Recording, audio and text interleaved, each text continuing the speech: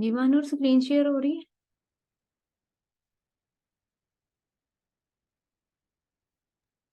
Yes ma'am, हो रही है। ओके।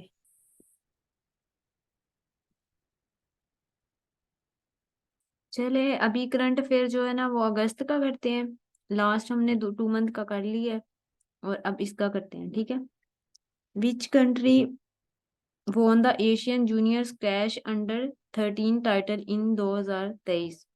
वो कौन सा कंट्री था जिसने जूनियर स्क्वैश का 13 टाइटल विन किया था? तो वो है पाकिस्तान, ठीक है। और ये वाला जो किस कंट्री में हुआ था ये वाला जूनियर स्क्वैश का एशियन जूनियर स्क्वैश 13 टाइटल, ये चाइना में हुआ था। और पाकिस्तान ने पहले इससे पहले जो 2016 में इसको विन किया था एशियन जूनियर स्क्वैश का टाइटल। और अब जो 6 ईयर के बाद दोबारा से इसको वॉन किया है, ठीक है। उसके बाद चलते हैं next. When is the world humanitarian day observed? कब ह्यूमैनिटेरियन डे ऑब्जर्व्ड किया जाता है? 19 अगस्त 2023 को। वैसे 19 अगस्त इसकी एग्जैक्ट डेट है, मतलब हर ईयर 19 अगस्त को ही होता है, ठीक है। उसके बाद चलते हैं how many new countries will formally join the BRICS grouping in 2024? कौन से कंट्री है जिन्होंने ब्रिक्स को 2024 में ज्वाइन करना है? कौन से कंट्री हैं? 6 कंट्री हैं, ठीक है, ये मैंने बता दिया। अच्छा, पहली बात है ब्रिक्स मैंने बताया था क्या है। ब्राजील, रशिया, इंडिया, चाइना और साउथ अफ्रीका ने मिलके जो ऑर्गेनाइजेशन बनाई थी उसका नाम है ब्रिक्स, ठीक है। और ब्रिक्स यस के मैम, प्रीवियस क्लास में था। ब्रिक्स क्या कह रही हो? यस मैम, पिछली क्लास में बताया था आपने, है आइडिया ब्रिक्स का। ठीक है। और ब्रिक्स के टोटल मेंबर जो थे पहले 5 थे ऑलरेडी, ठीक है। और जब सब लेटेस्ट जिसने ज्वाइन किया था वो साउथ अफ्रीका था। साउथ अफ्रीका ने कब ज्वाइन किया था? 2010 में। और ब्रिक्स का हेडक्वार्टर कहाँ पे? Shanghai tower, China. और ब्रिक्स का जो फर्स्ट कॉन्फ्रेंस हुई थी उसको किस कंट्री ने होस्ट किया था? रशिया ने। कब किया था? 2009 में, ठीक है। और जो अभी ब्रिक्स के 6 कंट्री जो इसको ज्वाइन करेंगे उन कौन कौन से हैं? सऊदी अरब ज्वाइन करेगा, ईरान, इथोपिया, इजिप्ट, अर्जेंटीना और यूएई, ठीक है। ये कब ज्वाइन करेंगे? जनवरी 1 को 2024 में। उसके बाद आगे चलते हैं। Which country is the champion of the FIFA women world Cup 2023? 2023 का जो वुमेन का फीफा वर्ल्ड कप का चैंपियन गर्ल थी, मतलब वुमेन थी, वो कौन थी? वो स्पेन की रहने वाली थी, ठीक है। और जो मैन थे उसका मैंने बताया था लेनन मेसी था। और 2022 का वो फीफा वर्ल्ड कप का चैंपियन था। और वो अर्जेंटीना से बिलोंग करता था, ये स्पेन से बिलोंग करती थी, ठीक है। और इसका जो एडिशन हुआ था ये 9 एडिशन था। और इसका जो वेन्यू था वो ऑस्ट्रेलिया न्यूजीलैंड था। और ये किस डेट को हुआ था? 20 अगस्त 2023 को। और इसका जो फाइनल वेन्यू बना था वो क्या था? सिडनी।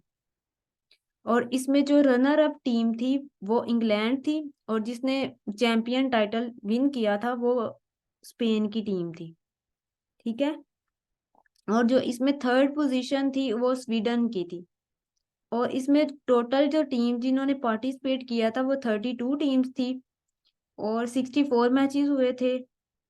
और टोटल गोल स्कोर वैसे ही 164 रहा था, जैसे वो फीफा का वर्ल्ड कप मैन का हुआ था 2022 वाला, उसमें गोल स्कोर इतना ही रहा था। अच्छा हो। मैम उसमें तो 172 नहीं था, 64 टोटल मैचेस थे और 172। हाँ हाँ, उसका गोल स्कोर 172 रहा था, सही सही। सॉरी मुझे ना और मिस्टेक।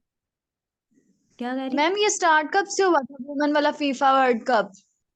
वुमेन वाला यस। मैं बता रही हूँ 20 अगस्त को हुआ था 2023 में। ठीक हो गया।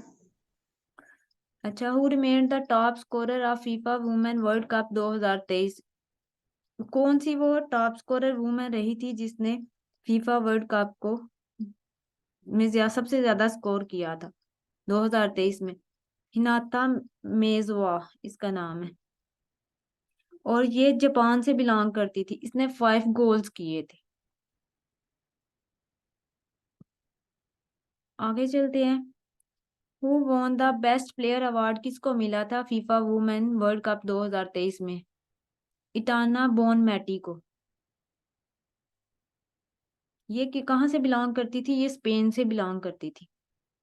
यही स्पेन की टीम, बेस्ट प्लेयर अवार्ड जो इटाना बोनमैटी को मिला था, और इसी ने ही जो है मतलब स्पेन की ये टीम से बिलोंग करती थी। और मैं इस स्पेन में जो फीफा का अभी वुमेन का हुआ था 2023 वाला वर्ल्ड कप, उसमें ये बेस्ट प्लेयर अवार्ड इसको मिला था। ठीक है। उसके बाद who won the best younger player award of FIFA women world Cup 2023 किसको मिला था? सलमा परला को मिला था, और ये भी स्पेन से भी बिलोंग करती थी। इसमें जो रनर अप टीम थी वो इंग्लैंड थी, तो उसको कोई नहीं मिला। और जो स्पेन की टीम थी उसी को ही बेस्ट प्लेयर अवार्ड भी मिला था और बेस्ट यंगर प्लेयर अवार्ड भी मिला था, उसी टीम से जो वुमेन बिलोंग करती थी। ठीक है। हु वॉन द ठीक है best ma'am. Who won the best goalkeeper award of a FIFA women world Cup 2023? Best goalkeeper award जो है वो किसको मिला था? मैरी एरेप्स को। ये जो थी वो इंग्लैंड से बिलोंग करती थी।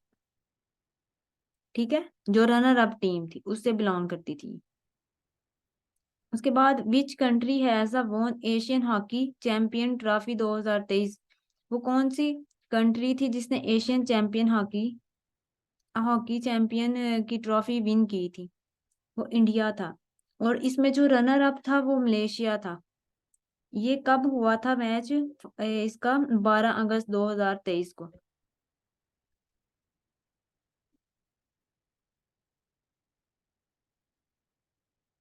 आगे चलते हैं। Who has been appointed the brand ambassador of ICC World Cup 2023? जो ब्रांड एम्बेसडर ऑफ आईसीसी है वो किसको अपॉइंट किया गया 2023 में? ये जो है बॉलीवुड एक्टर शाहरुख खान, उनका तो सबको ही पता है ऑलरेडी। उन्हीं को ही वर्ल्ड कप 2023 के लिए ब्रांड एम्बेसडर जो अपॉइंट किया गया था। ठीक है। और आईसीसी क्या है? International cricket council. उसके बाद चलते हैं। 15 अगस्त 2023 marks the completion of the year of Taliban rule in Afghanistan. अच्छा, तालिबान को 15 अगस्त को कितने ईयर्स हो गए थे कि वो जो है अफगानिस्तान पे रूल कर रहे थे, अपनी हुकूमत कर रहे थे? 2 साल हो गए उसको करते हुए। उन्होंने 15 अगस्त 2021 से स्टार्ट किया था और 15 अगस्त 2023 अब हो गया। ठीक है। उसके बाद what is the new logo of the Twitter? Twitter का न्यू लोगो जो है वो क्या है? पहले जो था वो था ब्लू बर्ड, और अब उसको रिप्लेस कर दिया गया है वाइट एक्स के साथ। ये भी अगस्त में, जुलाई में इसकी जो है वो लॉन्च किया गया था और अगस्त में इसकी ओपनिंग हुई थी। ठीक है।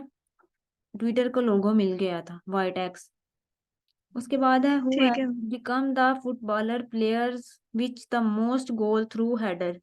वो कौन सा फुटबॉल प्लेयर्स है जिसने ज्यादा गोल किए हैं हेड के साथ, हेडर के साथ? ठीक है।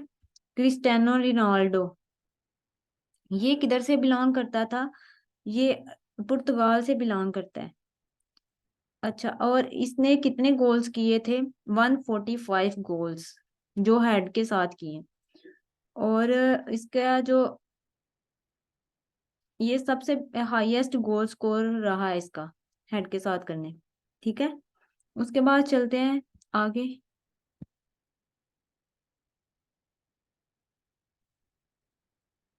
Who is the current IG of Sindh police? Sindh police का इंस्पेक्टर जनरल जो अभी करंट अपॉइंट हुआ है उसका क्या नाम है? रिफत मुख्तार। रिफत मुख्तार जो है वो अगस्त 2023 में उसको अपॉइंट किया गया है। और जो इसने किसको रिप्लेस किया है गुलाम नबी मेमन को। पहले गुलाम नबी मेमन था और अब जो है रिफत मुख्तार है। As per 2023 census what is the total population of the Pakistan. अगर पाकिस्तान की मर्दमशुमारी 2023 की देखी जाए तो कितने पॉपुलेशन थी पाकिस्तान की? 241 मिलियन, 241 मिलियन इसकी पॉपुलेशन थी। ठीक है। और ये कब रिलीज हुआ था ये सेंसिस? 5 अगस्त 2023 को। और इसका ग्रोथ जो रेट था वो कितना रहा था? 2.55%। और टोटल पाकिस्तानी की पॉपुलेशन एस्टिमेटेड 241.49 है मिलियन। और पंजाब की जो पॉपुलेशन है वो 127.68 मिलियन है। पंजाब का जो ग्रोथ रेट है 2.53% है। सिंध की जो पॉपुलेशन है 55.69 मिलियन है। और सिंध का जो ग्रोथ रेट है वो 2.57% है। और बलूचिस्तान की जो पॉपुलेशन है वो 14.89 मिलियन है। और सबसे ज्यादा जो ग्रोथ रेट रहा था वो बलूचिस्तान का था। कितना रहा था? 3.2%। और केपीके की जो पॉपुलेशन है वो 40.85 मिलियन है। और इसका ग्रोथ रेट जो था वो 2.38% रहा था। और इस्लामाबाद जो सबसे बड़ा कैपिटल है हमारा, उसकी जो पॉपुलेशन देखी जाए तो वो 2.36 मिलियन है। और इस्लामाबाद का जो ग्रोथ रेट है वो 2.81% रहा। अगर पाकिस्तान के रूरल एरियाज को देखा जाए तो उसकी पॉपुलेशन थी 61.18%। और अगर अर्बन की तरफ देखा जाए तो उसकी 38.82% है। और 2017 से लेके 2023 तक कितनी पॉपुलेशन इंक्रीज हुई है? 33 मिलियन। और अगर इससे पहले की देखी जाए 1998 से लेके 2023 तक कितनी पॉपुलेशन इंक्रीज हुई है? 110 मिलियन। समझ आ गई है? यस मैम, ये तो पूरा टॉपिक ही एक हो गया है। ये फुल टॉपिक मैंने कराया है कि मतलब कोई चीज स्किप ना हो। सारे प्रोविंसेस की करा दी। ठीक है मैम। Thank you ma'am. कि अगर इसी में से कोई मतलब आपको आ जाता है, पंजाब की कितनी पॉपुलेशन है, सिंध की, बलूचिस्तान मैम, की। ये जो सारी आपने परसेंटेज वगैरह बताई हैं, तो ये अब ये 2023 के मुताबिक बताई हैं। हाँ जी, 2023 का जो 5 अगस्त को इसका मर्दमशुमारी का रेट हुआ है ना, मर्दमशुमारी को किया गया, तो उसके मुताबिक जो रिलीज किया गया है ना सेंसिस, उसके अंतर है ठीक। कि पंजाब की इतनी पॉपुलेशन है, सिंध की। और सबसे ज्यादा जो ग्रोथ रेट रहा था वो थ्री वो point two Balochistan. Percent Balochistan का रहा था। ठीक है। ठीक मैम। ठीक है मैम। अच्छा, who become the first ever Pakistani to win the silver medal at a world athletics championship 2023? किसने विन किया था? कौन सा फर्स्ट एवर पाकिस्तानी था जिसको सिल्वर मेडल मिला? वो अरशद नदीम था। और अरशद नदीम ने जो नेजा फेंका था उसकी मतलब रेंज कितनी थी? 87.82 मीटर। इतनी दूर फेंका था, इसी वजह से उसको सिल्वर मेडल का मिला है टाइटल। उसके बाद who is the current interior minister of Pakistan 2023? जो पाकिस्तान के करंट इंटीरियर मिनिस्टर्स हैं उनका क्या नाम है? सरफराज अहमद बुगटी। सरफराज अहमद बुगटी ने 2 अगस्त 2023 में मतलब इनको ओथ मिला था। और इन्होंने, सरफराज अहमद बुगटी ने रिप्लेस किसको किया था? राना सनाउल्लाह को।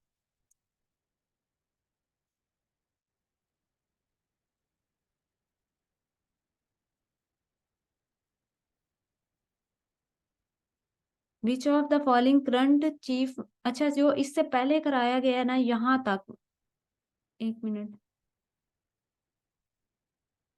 हाँ यहाँ तक जितने भी करंट अफेयर कराए गए हैं वो इंटरनेशनल है। ठीक है। और यहाँ से जहाँ से स्टार्ट हो रही है पाकिस्तानी करंट अफेयर है। Who is the current national है हमारे, who is the current IG of Sindh police से। ठीक है। ठीक है मैम। अच्छा, which of the following current chief minister of Balochistan, जो हमारे current chief minister of Balochistan है उनका क्या नाम है? अली मर्दान डोमकी। अली मर्दान डोमकी जो थे, उन्होंने किसको रिप्लेस किया था? अब्दुल कद्दूस बेंजनजोवा को, जो इसके पहले चीफ मिनिस्टर थे बलूचिस्तान के। उनको रिप्लेस किया और ये वाले आ गए। ठीक है। Which of the following is the current chief minister of Sindh province, Sindh के जो चीफ मिनिस्टर हैं उनका क्या नाम है? मकबूल बाकिर। मकबूल बाकिर ने अगस्त 2023 में ही अपॉइंट किया गया इन सबको, और इन्होंने रिप्लेस किसको किया था? मुराद अली शाह को। जो पहले थे बेंजनजोवा और मुराद अली शाह, इन सबको रिप्लेस कर दिया गया और अब न्यू जो चीफ मिनिस्टर सिलेक्ट किए गए। अच्छा, उसके बाद चलते हैं, which city has hosted the Pakistan mineral summit. Mineral का जो समिट 2023 हुआ था, वो किस सिटी ने होस्ट किया था? पाकिस्तान की इस्लामाबाद ने। अच्छा, ये कौन सा एडिशन था? ये फर्स्ट एडिशन था, पहली बार ऐसा ये वाला हुआ है मिन्नत समिट, पहले इससे कभी नहीं हुआ।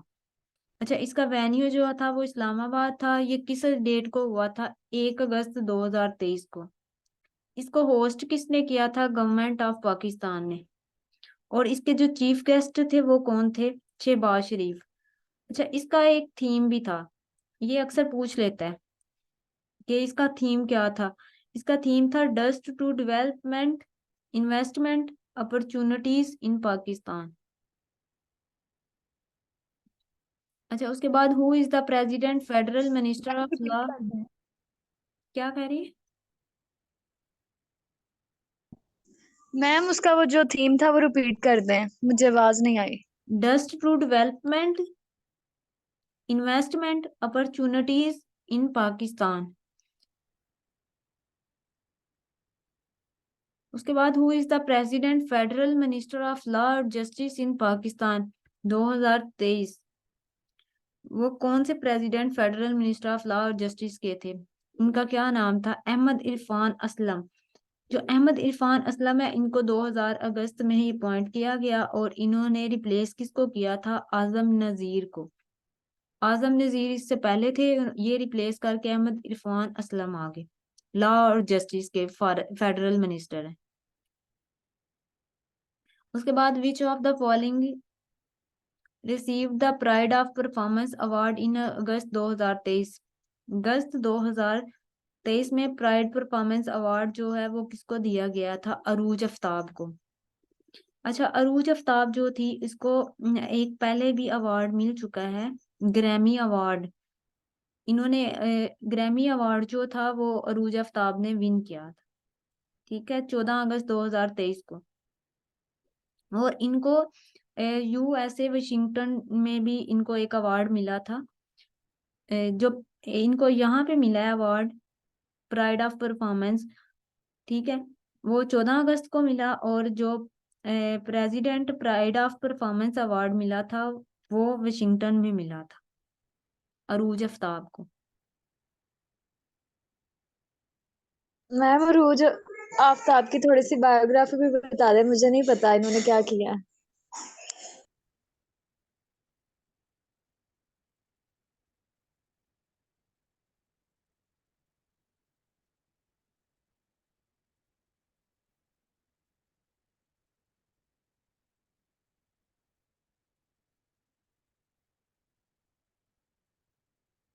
आवाज आ रही है आपको? शायद पहले आवाज नहीं थी आ रही, अब आ रही है। नो मैम आ रही है मुझे, आ रही है मुझे आवाज आ रही है। अरूजा आफ्ताब का आप बता रही थी कि उनको वाशिंगटन में भी मिला है, तो मैं पूछ रही थी कि इन्होंने किया क्या था, मुझे नहीं अच्छा, ये आइडिया, मुझे थोड़ी सी पाकिस्तानी इनकी बायोग्राफी ये बताना। सिंगर है, ये सिंगर है। ये सिंगर भी है, कंपोजर भी है और प्रोड्यूसर भी है। ये पाकिस्तानी और अमेरिकन है। ठीक है, सिंगर भी है, ठीक हो गया मैम। कंपोजर और प्रोड्यूसर भी है। इनको ग्रैमी अवार्ड जो था, मैंने बताया कहाँ पे मिला था, और ये भला अवार्ड कहाँ पे मिला था। ठीक है। ठीक है मैम। अच्छा, उससे बाद अब चलते हैं, वर्ल्ड ऑर्गेनाइजेशन जो इससे पहले कर चुके हैं हम।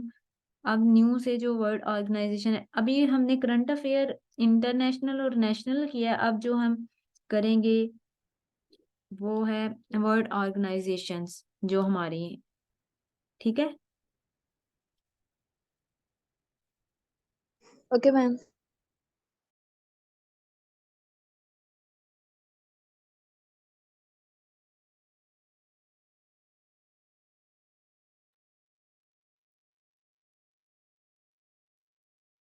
अच्छा चलते हैं वर्ल्ड ऑर्गेनाइजेशन, इससे पहले जो किए हैं वो थोड़ी थोड़ी याद है या इसकी मतलब कुछ नहीं याद आपको? मैम कुछ कुछ याद है पर मिक्स हो जाएगा। IMF, international monitoring fund. नहीं नहीं, फिर ये वाली नहीं पूछ रही, जो इससे पहले हम ऑर्गेनाइजेशन कर चुके हैं वर्ल्ड ऑर्गेनाइजेशन, उसी का पूछ रही हूँ। भी रिकॉर्डिंग्स नहीं सुनी ना, चले तो ठीक है, मैंने ओके। जो लिखा था वो मेरे अभी जहन में है, लेकिन मुझे परफेक्टली नहीं याद। अच्छा, इससे पहले सब जो हमने पढ़ी थी ईसीओ से पहले हमने एससीओ पढ़ी थी।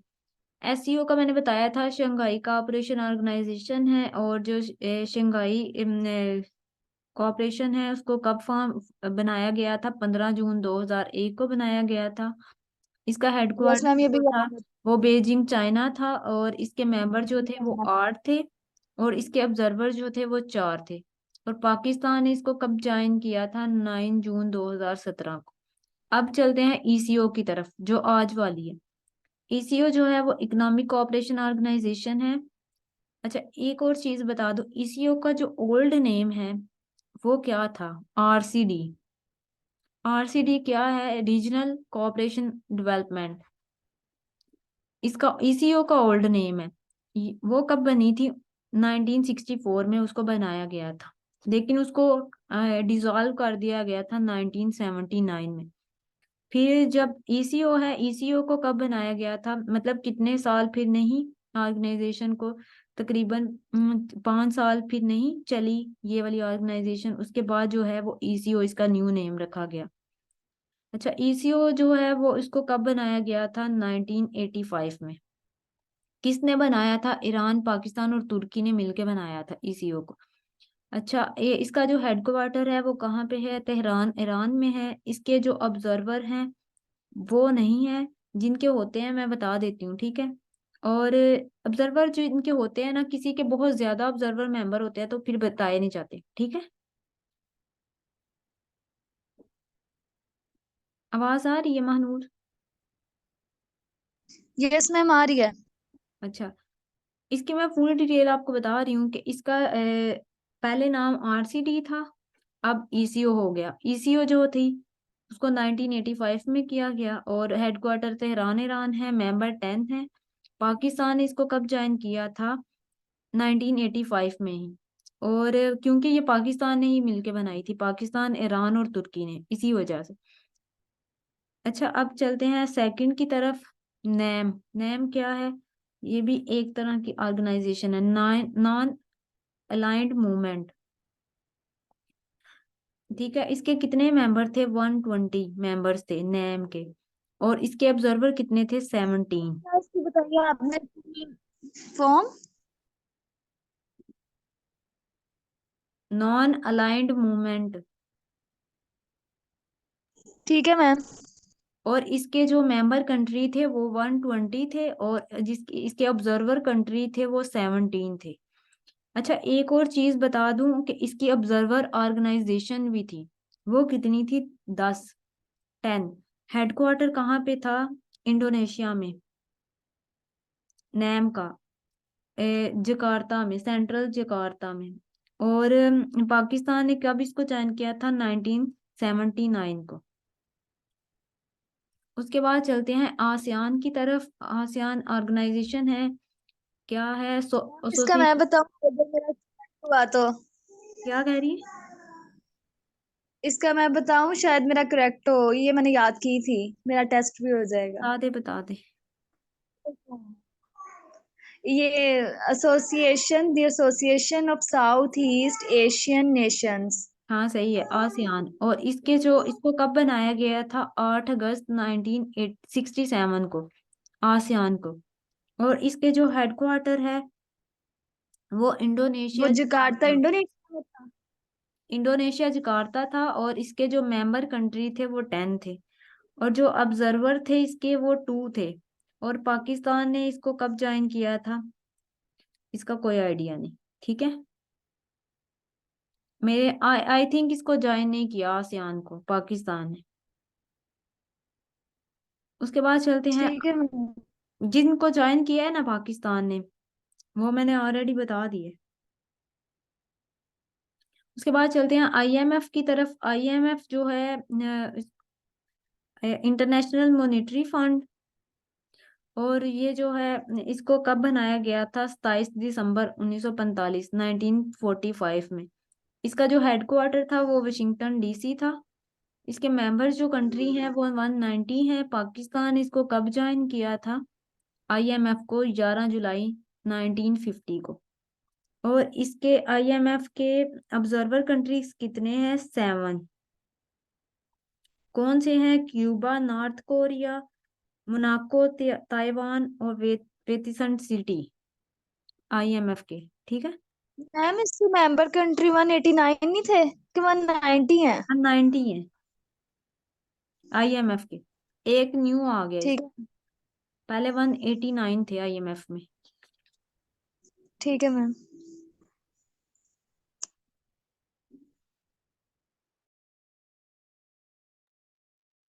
उसके बाद चलते हैं वर्ल्ड बैंक की तरफ। WB वर्ल्ड बैंक को कहते हैं। और ये जो है उसको क्रिएट कब किया गया था, जुलाई 1944, 1944 में। और इसको बनाया कब गया था वर्ल्ड बैंक को, जुलाई 1945 में। इसका हेडक्वार्टर कहाँ पे है, वाशिंगटन डीसी में। आईएमएफ का भी हेडक्वार्टर वाशिंगटन डीसी है। इसके मेंबर कंट्री 189 है, वर्ल्ड बैंक के 189 है और आईएमएफ के 190 है। ठीक है, और पाकिस्तान ने इसको ठीक। कब ज्वाइन किया इसकी था, 11 इसकी जुलाई डेट एक बार रिपीट कीजिएगा, वर्ल्ड बैंक की। क्या कह, 1945 को बताइए कि 1944? 1944 को क्रिएटेड किया गया था वर्ल्ड बैंक को। और बनाया कब ठीक है। गया था, फॉर्म्ड कब किया गया था, जुलाई 1945 में। और इसका भी, ठीक है मैम। इसका हेडक्वार्टर वाशिंगटन डीसी है। और इसके मेंबर कंट्री 189 है और आईएमएफ के 190 है। और पाकिस्तान ने इसको कब ज्वाइन किया था, जब आईएमएफ को ज्वाइन किया गया था, 11 जुलाई से 1950 को। अच्छा, इसके वर्ल्ड बैंक के जो ऑब्जर्वर हैं वो 5 हैं। कौन से हैं, Andorra, Cuba, Monaco, north Korea वगैरह, वर्ल्ड बैंक के ऑब्जर्वर कंट्री। उसके बाद चलते हैं एडीबी की तरफ। एडीबी क्या है, एशियन डेवलपमेंट मैम, बैंक। मुझे आपने मैसेज सेंड किया था, उसके अंदर इनके प्रेसिडेंट वगैरह लिखे हुए हैं, वो याद करने की जरूरत है कि नहीं? नहीं, इसमें सबसे बस यही पूछा जाता है कि वर्ल्ड बैंक का हेडक्वार्टर कहाँ पे है, मेंबर कंट्री कितने हैं, ऑब्जर्वर कितने हैं, और पाकिस्तान ने इसको कब ज्वाइन किया। ज्यादातर वो क्वेश्चन करता है हेडक्वार्टर और पाकिस्तान ने इसको कब ज्वाइन किया था। ठीक है मैम। उसके बाद चलते हैं एडीबी की तरफ, एशियन डेवलपमेंट बैंक। अच्छा, इसको कब इस्टेब्लिश किया गया था, 19 दिसंबर 1966 को, एशियन डेवलपमेंट बैंक को। और इसका हेडक्वार्टर कहाँ पे है, मनालिया फिलिप्स में, एडीबी का। और इसके मेंबर कंट्री कितने हैं, 68। पाकिस्तान ने इसको कब ज्वाइन किया था, 1966 को। उसके बाद चलते हैं ईयू की तरफ। ईयू है यूरोपियन यूनियन,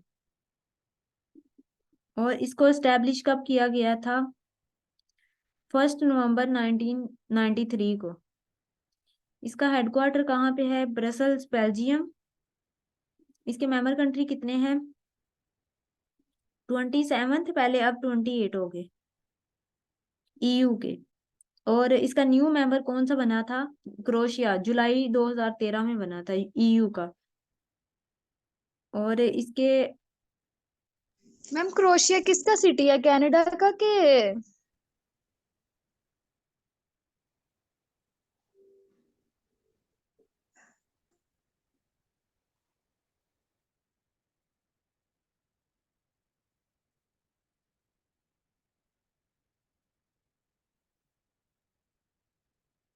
अच्छा, ये जो मैं बता रही हूँ ना, क्रोएशिया, आवाज आ रही है।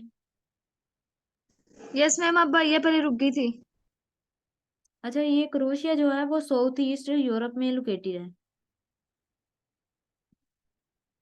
ठीक है मैम। ये यूरोप के अंदर है, ठीक है। ठीक है मैम। अच्छा, इसमें एक और चीजें भी पढ़ते हैं। ईयू में, ईयू जो था इसका जोन कब इस्टेब्लिश किया गया था? 1 जनवरी 1999 को, ठीक है। और यूके ने इसको लेफ्ट कर दिया था, किस डेट? यूके ने इसको कब लेफ्ट किया था ईयू को? 31 जनवरी 2020 में। उसके बाद पढ़ते हैं अरब लीग। अरब लीग जो है उसको कब फॉर्म किया गया था? 22 मार्च 1945 को, अरब लीग को। और इसके हेडक्वार्टर कहाँ पे है? कायरो, इजिप्ट में। और इसके मेंबर कंट्री कितने हैं? 22। ठीक है। इसके ऑब्जर्वर कंट्रीज कितने हैं? जो इसके ऑब्जर्वर स्टेट्स हैं वो 7 है। और इनको ज्वाइन कब किया था? पाकिस्तान ने, इसको पाकिस्तान ने ज्वाइन नहीं किया, अरब लीग को। उसके बाद चलते हैं WTO की तरफ, वर्ल्ड ट्रेड ऑर्गेनाइजेशन की तरफ। अच्छा, ये वर्ल्ड ट्रेड ऑर्गेनाइजेशन जो है इसको कब फॉर्म किया गया था? 1 जनवरी 1995 को।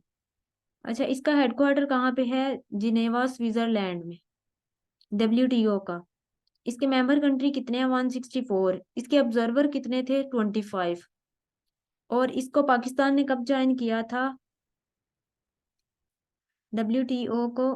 1 जनवरी 1995 को WTO को ज्वाइन किया था। उसके बाद पढ़ते हैं ILO। ILO जो है वो इंटरनेशनल लेबर ऑर्गेनाइजेशन है। इसको कब फॉर्म्ड किया गया था? 29 अक्टूबर 1990 को, 19 को। और इसका हेडक्वार्टर कहाँ पे है? Geneva, Switzerland. इसका भी हेडक्वार्टर और WTO का सेम है। इसके मेंबर कंट्री कितने हैं? 187। और पाकिस्तान ने इसको कब ज्वाइन किया था? 31 अक्टूबर 1947, 31 अक्टूबर 1947। अच्छा, आज इतनी ऑर्गेनाइजेशन करते हैं, उसके ज्यादा ऑर्गेनाइजेशन करेंगे तो सारी फिर तुम्हें नहीं समझ आएगी, ठीक है। आगे भी है, ये अफ्रीकन यूनियन क्या है, वर्ल्ड इकोनॉमिक फोरम क्या है, इंटरनेशनल एटॉमिक एनर्जी क्या है, एजेंसी क्या है। जो बाकी रह गई हैं वो दोबारा अगली क्लास में करेंगे, ठीक है। ठीक है मैम, काफी है। उसके बाद चलते हैं हम थोड़ा सा जीके वाली साइड पे, और ये करते हैं।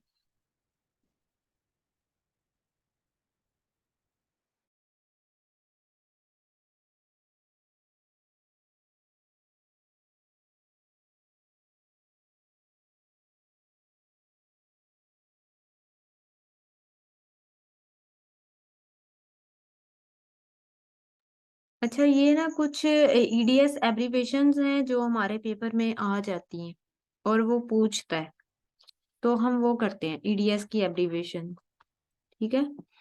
अच्छा, सबसे पहले जो है वो LPG है।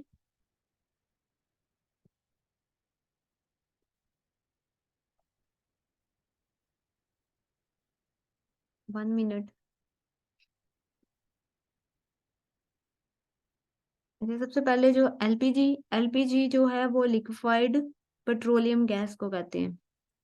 LPG की एब्रीवेशन ये है। उसके बाद चलते हैं CNG की एब्रीवेशन क्या है? Compressed natural gas.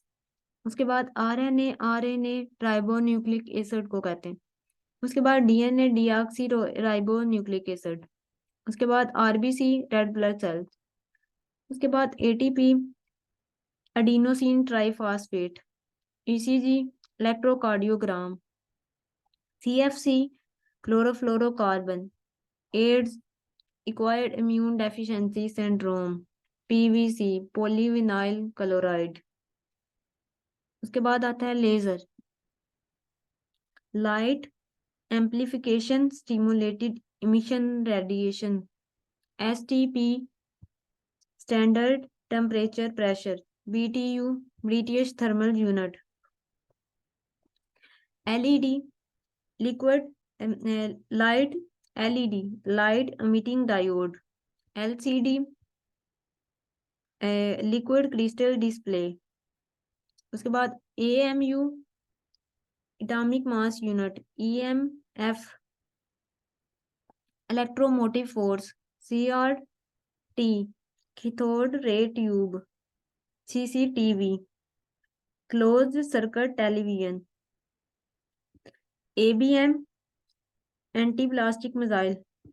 उसके बाद ATP ऑटोमेटिक टेलर मशीन को कहते हैं।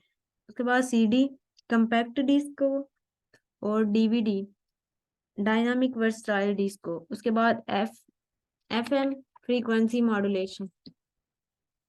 और उसके बाद चलते हैं GMT ग्रीनविच मीन टाइम जो हमारा है।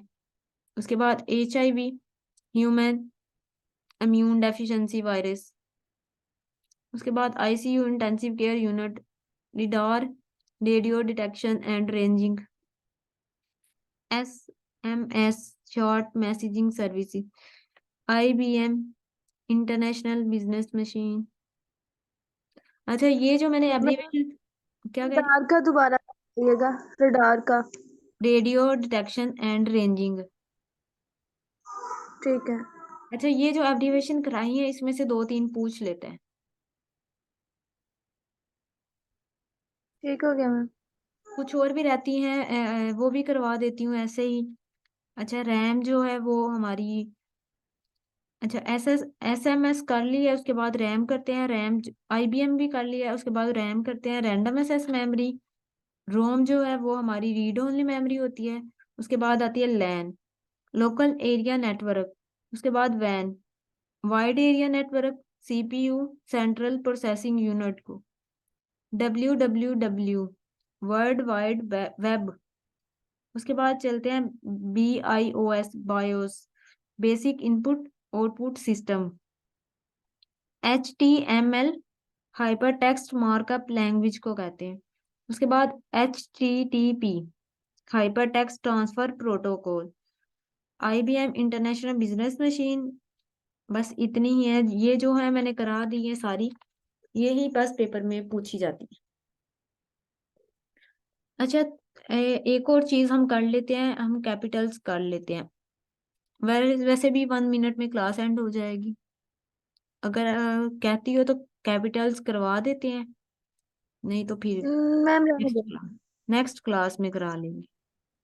यस मैम, नेक्स्ट कल अगर जब भी है नेक्स्ट करवा लें, अभी काफी है। 1 मिनट, 1 मिनट।